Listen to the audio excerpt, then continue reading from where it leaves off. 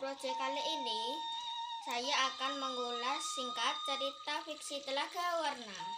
Pada zaman dahulu, di daerah Sukabumi, Jawa Barat, ada sebuah kerajaan Kutatanggehan.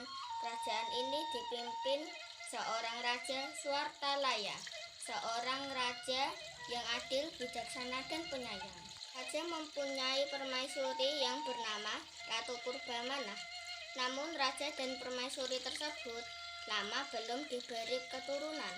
Raja dan permaisuri selalu berdoa tanpa putus asa supaya diberi keturunan. Dan pada akhirnya raja memutuskan untuk bertapa. Beberapa bulan kemudian sang ratu mengandung seorang putri yang cantik dan diberi nama Gilang Rukmini. Raja, ratu, dan rakyat bergembira menyambutnya dengan membawa hadiah. Putri raja tumbuh menjadi putri yang dewasa dan cantik. Semua sangat menyayangi. Semua yang menjadi keinginan sang putri diturutinya karena putri akan marah dan tak segan berbicara kasar. Menjelang ulang tahun ke-17, Putri Gilang Rukmini meminta kepada sang ayah hadiah istimewa.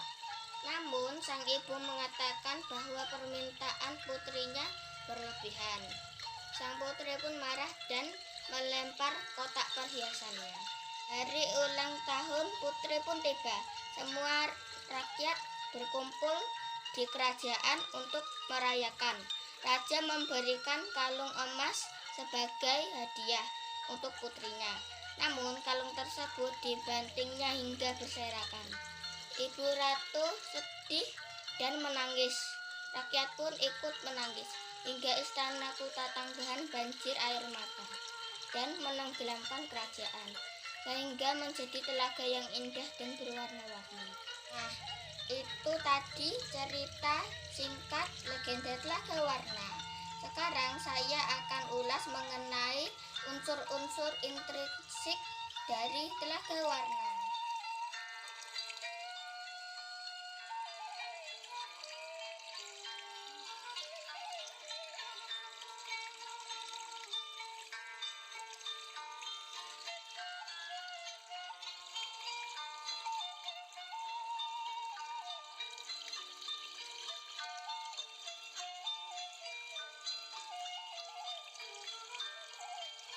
Dari saya dan pesan moral dari legenda Telaga Warna akan dijelaskan rekan saya, Roland. Terima kasih Savio. Nah teman-teman, dari cerita Telaga Warna ini kita akan mengulas pesan moral dan nilai-nilai yang terkandung dalam cerita tersebut. Pertama, pesan moral. Pesan moral dari cerita Telaga Warna. 1. Sebagai orang tua, janganlah memanjakan anak secara berlebihan karena akan membahayakan dirinya sendiri. 2. Anak akan selalu bergantung pada orang lain. 3. Anak akan mudah menyerah dalam melakukan sesuatu hal. 4. Anak akan menjadi malas. 5.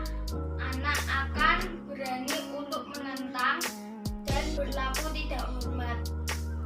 Pemberian orang lain kepada kita harus menghargainya, apalagi pemberian tulus yang diberikan oleh orang tua kepada kita. Selanjutnya adalah nilai sosial. Nilai sosial dari cerita Telaga Warna itu ketika ahli perhiasan membuat kalung yang sangat indah untuk sang putri.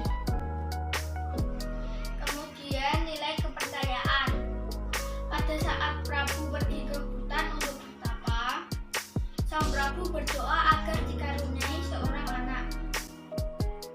Demikianlah pesan moral, nilai sosial, dan nilai kepercayaan dari cerita Telaga Warna. Hello friend, my name is Gravi from SD Madidayu, class 4C. The story of Lake Telaga Warna is very interesting.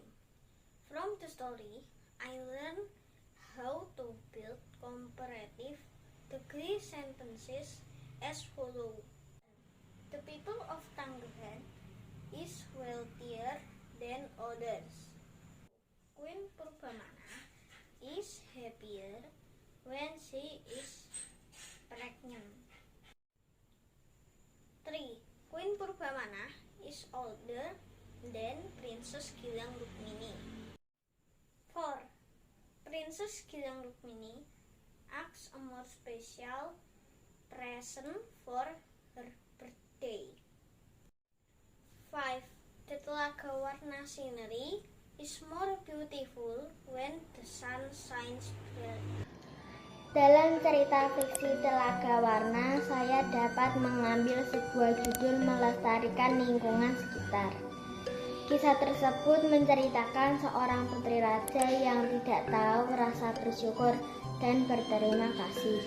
Putri Gilang Rukmini membuang hadiah kalung itu sehingga membuat Raja Suwartalaya dan Ratu Purbamana bahkan seluruh rakyat kota Tanggahan menjadi sedih dan menangis.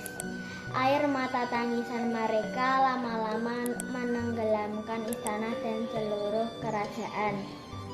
Banjir yang sering terjadi saat ini adalah suatu kesalahan kita sendiri. Seringkali manusia bertindak salah tanpa sadar. Membuang sampah sembarangan akibatnya selokan menjadi mapat dan sungai menjadi dangkal. Menebang hutan secara liar, hutan menjadi gundul. Tidak adanya resapan-resapan air dikarenakan dibangunnya gedung-gedung yang tidak teratur. Jadi, untuk menanggulangi terjadinya banjir, kita dapat melakukan berbagai cara, antara lain membuang sampah pada tempatnya, tidak menebang pohon secara liar, dan melakukan penghijauan kembali. Demikian dari saya. Terima kasih.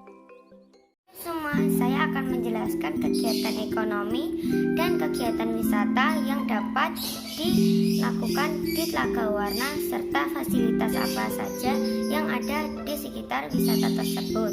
Untuk sampai di lokasi wisata tersebut dari pusat kota Bogor hanya perlu menempuh perjalanan selama 16 menit dengan jarak kurang lebih 5 km menggunakan kendaraan.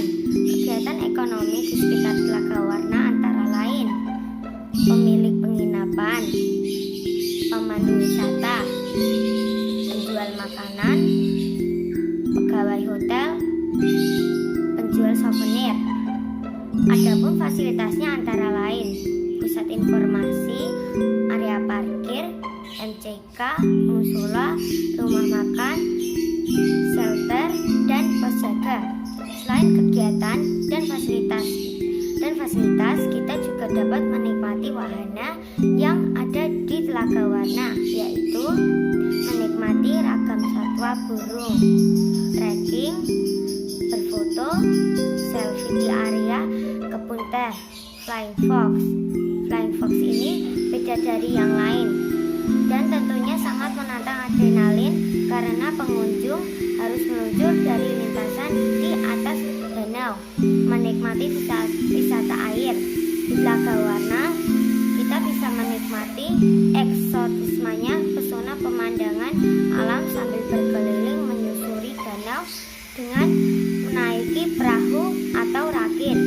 Demikian sekilas kegiatan atau wahana yang dapat dinikmati di Telaga Warna Puncak Bogor. Terima kasih. Nama saya Fajar Tugel Putra, kelas 4C, nomor absen 6.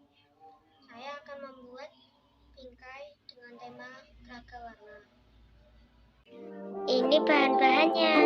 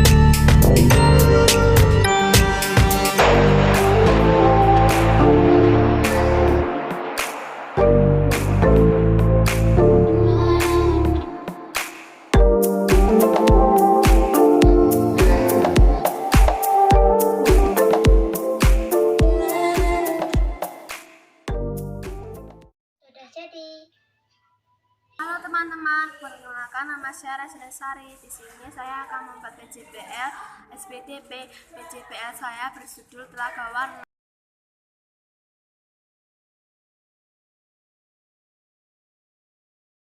Ikut cara membuatannya.